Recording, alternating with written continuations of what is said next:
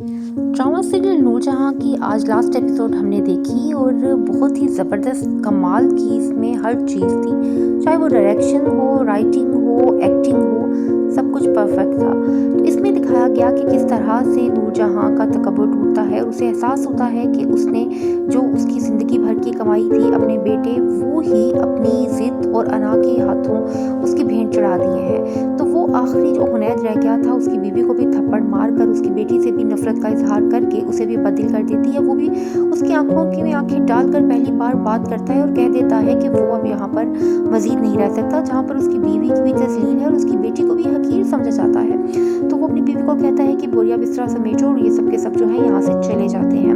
मगर यहाँ पर नूरजहाँ एक हारे हुए इंसान की तरह जब देख रही होती है, तो यकीन माने कि आपका मेरा दिल भी थोड़ा-सा ख़राब तो होता है, क्योंकि हमने उसको जिस तरह शुरू से एक टेंट्रम में देखा है, उसका देखने की हमें आदत हो गई थी।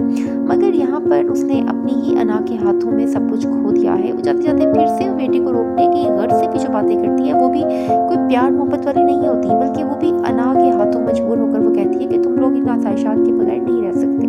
मगर हरियाली बुआ से क्या ही छुपा हुआ है, हरियाली बुआ के आते ही वो फट पड़ती है और अपने तमाम कुर्बानियाँ बयान करने के बाद उनसे कहती है कि मेरे बच्चों ने ये ऐसा क्यों किया। वो समझाती हैं कि तुमने इतना ज़्यादा दबाव डाला कि वो दम घुटने की वजह से यहाँ से सब चले गए हैं। तुम्हें मैं रोकती थी, समझाती थी, मगर अब भी सब ठीक हो जाएगा। उसे तसल्ली देती हैं, दिलासा देती हैं, मगर नूरजहाँ अपने आप में एक जंग लड़ रही है। वो सोचती है कि वो कब ऐसी नूरजहाँ बनी, तो उसे एहसास हो जाता है। वो अपने बेटों को मनाने के लिए एक वॉइस नोट भेजती है सबको और उन्हें बताती है कि ये सब कैसे हुआ, उसने ज़िंदगी में क्या-क्या फ़ेस किया, जिसके बाद उसे पता ही नहीं चला कि वो आप सबसे ये बदला ले रही है। वो अपने बेटों को अपनी प्रॉपर्टी समझने लग गई है और अपनी बहुओं से तमाम वो चीज़ें, वो ज़्यादतियाँ कर रही है जो उसके साथ हुई थी।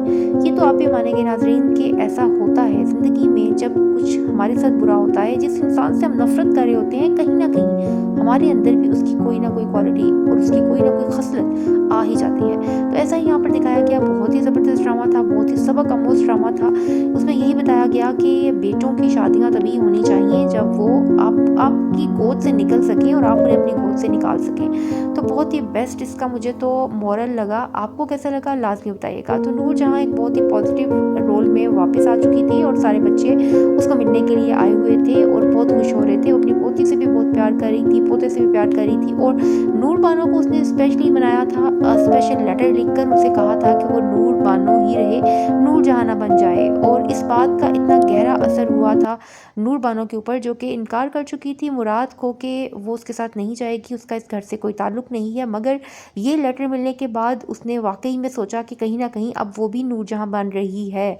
और तो उसने ये सोचा कि जो ये हर पै दर पै, पुश्त दर पुश्त एक जो नफ़रत और एक जंग लड़ी जा रही है, मैं उसे ख़त्म करूँगी। तो वो अपने आप से जंग करती है और अपने नफ्स की जंग जीत कर वो आ जाती है यहाँ पर नूरजहाँ के घर में। जहाँ आने की उसने कसम खाई थी, तो वो एक केक लेकर हैप्पी बर्थडे का गीत गाती हुई एंटर होती है। सब लोग हैरान हो जाते हैं और नूरजहाँ बहुत ही खुश हो जाती है। तो वो दिखाया जाता है कि कैसा लेटर था जिसने उसका दिल दहला कर रख दिया और उसे लगा कि वाक़ई में अब उसे नूरजहाँ नहीं बनना, बल्कि उसे एक कदम आगे जाना है और अच्छा इंसान ही रहना है। तो आपको ड्रामा कैसा लगा, इसकी एंडिंग कैसी लगी, लाज़मी बताइएगा।